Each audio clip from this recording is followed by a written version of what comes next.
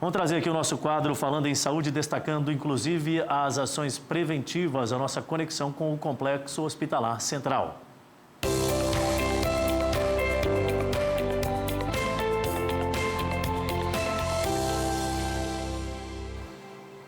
E o Falando em Saúde destaca hoje um bate-papo com o Dr. Alan Mendonça. Ele é ortopedista, especialista em cirurgia do quadril.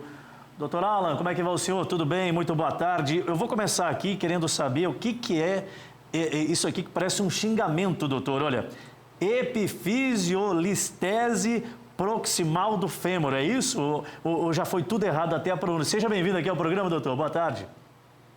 Boa tarde, Adilson. Uma alegria presente participando com vocês e com toda a audiência da Band. O nome é estranho, né? Epifisiolistese do fêmur proximal. Para os mais íntimos, só epifisiólise.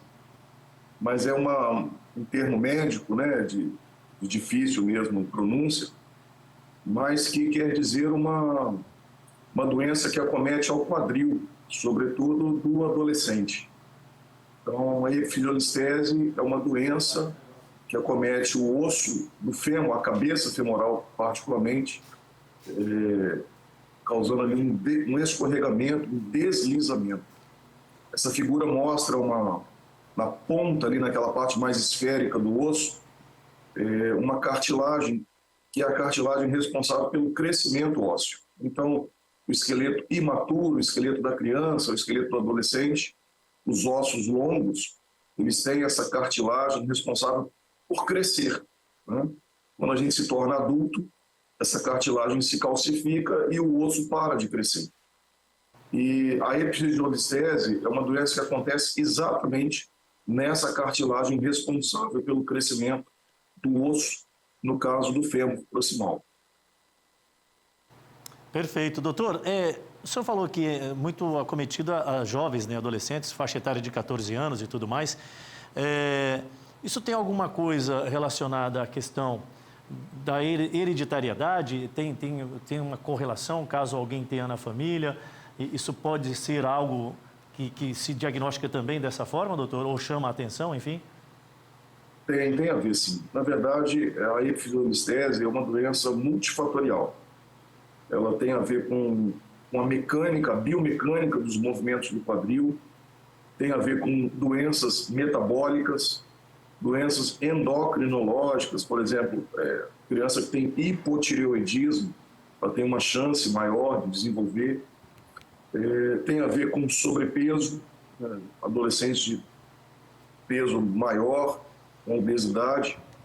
E é constatado que em famílias onde há um caso, a chance de terem outras pessoas da família é maior.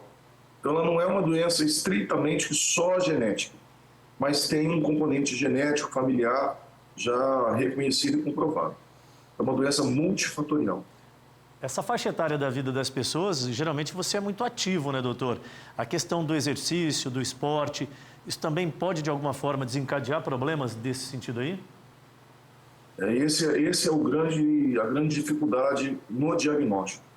O esporte, né, você pensar em garotos e meninas aí de 10, 11, 12, 15 anos, eles são muito ativos, né? A prática esportiva é muito comum na escola, em atividades complementares, e todo adolescente se machuca, né?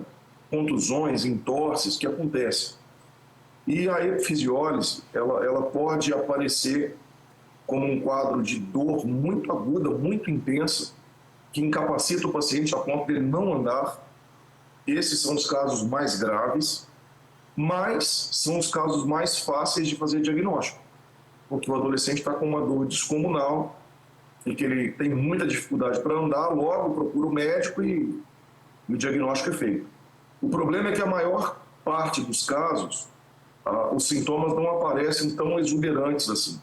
Começa com uma dor na virilha, uma dor na coxa, às vezes uma dor no joelho, e aí, infelizmente, no Brasil existe muito automedicação, né?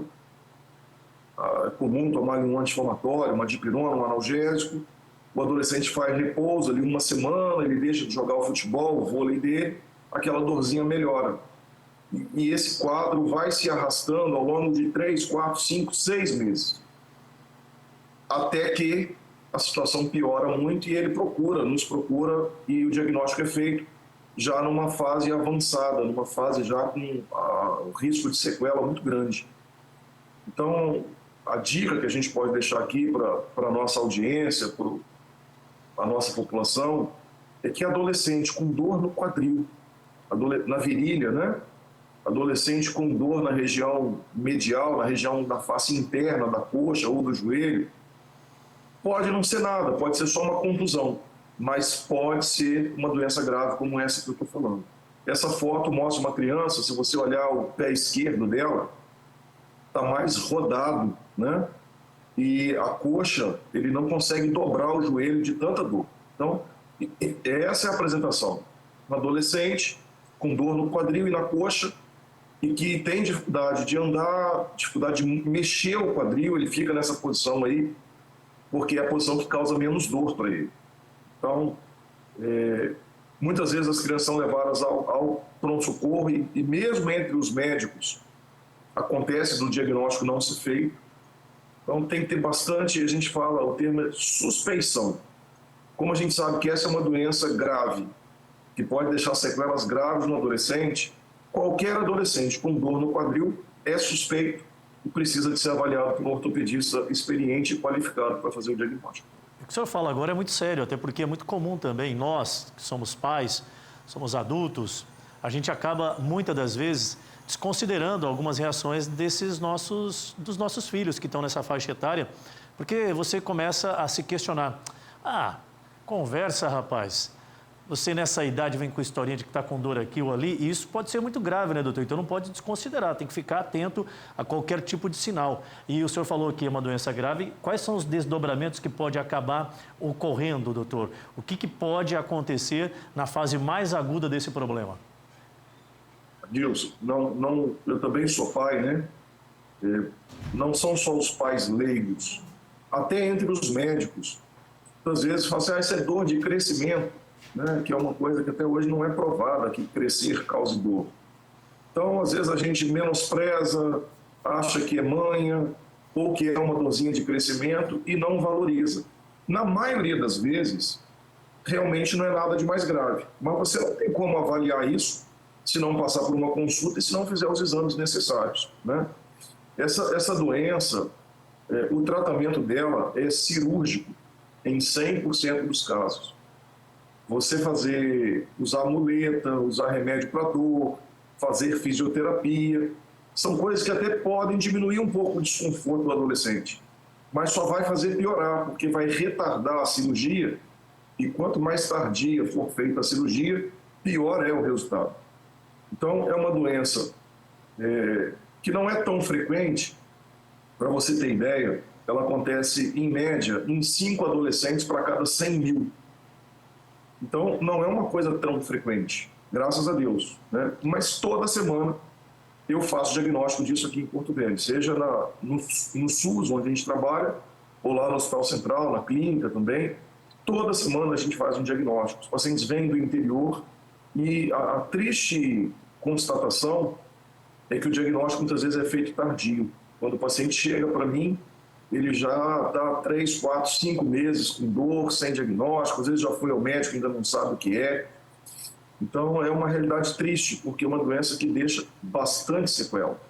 Os avanços da doença, então, doutor, me permita, os avanços dessa doença, eles se manifestam muito rapidamente, então, pelo que o senhor acabou de relatar para nós aqui. A gente está falando em cerca de 3, 4 ou 6 meses, meio ano, você encarando aquilo, você pode já estar numa fase que dificulta reverter através de um tratamento. Então, é muito mais grave do que a gente possa imaginar ainda. Não é algo que ao longo da vida, quando chegar na fase adulta, dos 18, 20 e poucos anos, que vai ter reflexo. Não, isso pode ocorrer num curto espaço de tempo, doutor?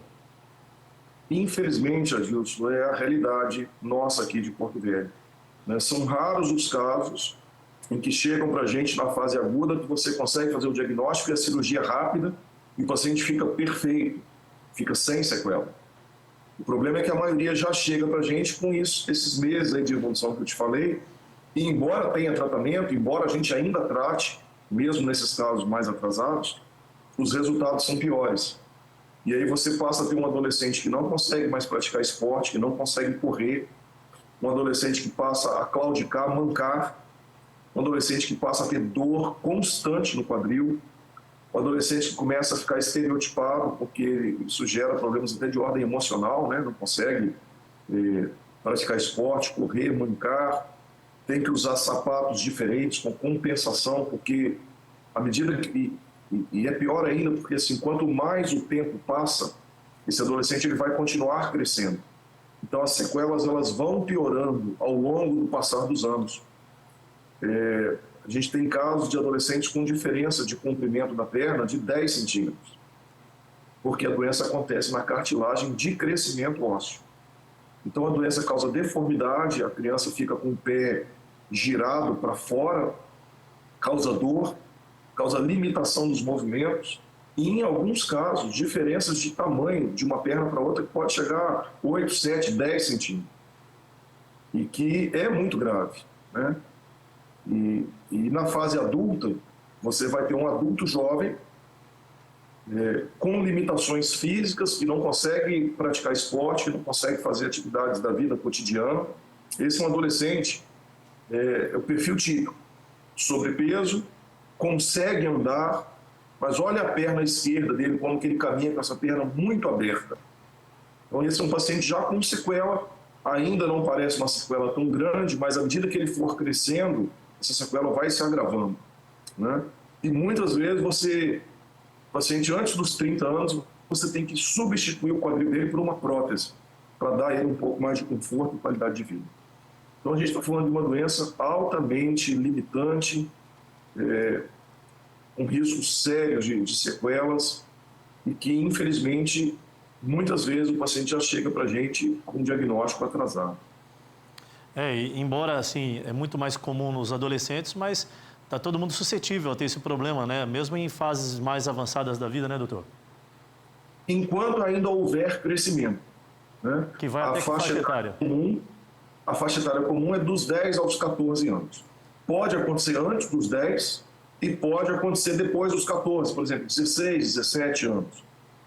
Esses casos que acontecem mais precocemente ou que acontecem mais tardiamente, ou seja, antes dos 10 e depois dos 14, são piores. São casos geralmente mais graves e que geralmente são causados por outras doenças. Então, 90% das vezes é na faixa etária de 10 aos 14 anos. O Complexo Hospitalar Central, que é o nosso parceiro, inclusive uma das instituições ao qual o senhor presta atendimento, hoje é uma referência na região sobre as questões tecnológicas, né? A gente está muito bem aqui tecnicamente e também na questão humanizada de conhecimento, porque a gente sabe das buscas constantes que os profissionais têm tido aí justamente para andar atualizado, não só tecnicamente, mas também no conhecimento do manuseio dessas tecnologias, né, doutor? Com certeza, o Hospital Central tem todo o aporte, o suporte técnico, né, tanto da equipe profissional, quanto de equipamentos para tratar esse tipo de doença. Muito embora a epifisiólise é uma doença que o diagnóstico é feito com exame físico e com análise de uma radiografia. Um simples raio-x de bacia é suficiente para fazer o diagnóstico na grande maioria dos casos. Nos casos em que ainda há dúvida, a gente usa um exame chamado cintilografia ou uma ressonância magnética. Então, são exames que já são acessíveis aqui à nossa população, e o tratamento cirúrgico dessa doença, quando o diagnóstico é feito na época certa, a cirurgia ela deve acontecer o mais rápido possível. Então, se eu fiz o diagnóstico hoje, eu já vou tentar operar esse paciente amanhã ou depois. Quanto mais rápido eu opero, melhor é para o paciente, melhores são os resultados, inclusive com excelente chance de não ficar nenhuma sequela. A cirurgia que a gente usa, ela é feita com um corte de 1 centímetro, 2 centímetros, para você ter ideia. Então, não é uma cirurgia simples, ela é uma cirurgia com um corte pequeno, isso que tem uma demanda técnica, um nível de exigência, de treinamento do profissional bastante grande, né? Agora, quando a doença é diagnosticada tardiamente, aí você tem que fazer grandes cirurgias, com incisões, com cortes enormes, né? Então, tudo fica mais difícil. Mas, ainda assim, nesses casos, a gente tem totais condições de operar ali no Hospital Central. Muito bem, o doutor Alan Mendonça, ortopedista e especialista em cirurgia do quadril, desmistificando para a gente um pouco mais sobre essa doença, né, que acomete principalmente os adolescentes na fase do crescimento, como o próprio doutor já acabou de trazer para nós esse detalhamento. Embora o nome seja muito complicado de falar, é fácil relativamente de você identificar quando tem um problema. Dor no quadril, tem que procurar um especialista. Não é para desconsiderar. É porque é criança, é adolescente, não tem que sentir dor. Sente dor e tem problemas gravíssimos que podem deixar sequelas horríveis para a vida inteira. Doutor, muito obrigado pela vinda, boa tarde, é sempre uma satisfação recebê-lo aqui no programa. Adeus, mais uma vez, uma palavra de agradecimento aqui nossa, da equipe da Orto Center, né? Estamos ali prestando serviço no Hospital Central. É uma alegria poder estar falando contigo e prestando esse serviço à população, né, de prevenção. Você concluiu bem, ninguém precisa saber falar esse nome, osteo, é difícil pronunciar, a mensagem não é essa. A mensagem é adolescente com dor no quadril, na virilha, dor na coxa, dor na face interna do joelho, não negligencie. É melhor perder um tempinho, levar ao médico, de preferência um ortopedista com treinamento em quadril, para poder fazer esse diagnóstico e tudo ficar bem. Certinho, muito obrigado mais uma vez, doutor. Um grande abraço, sempre uma satisfação. Falando em saúde aqui no Band Cidade.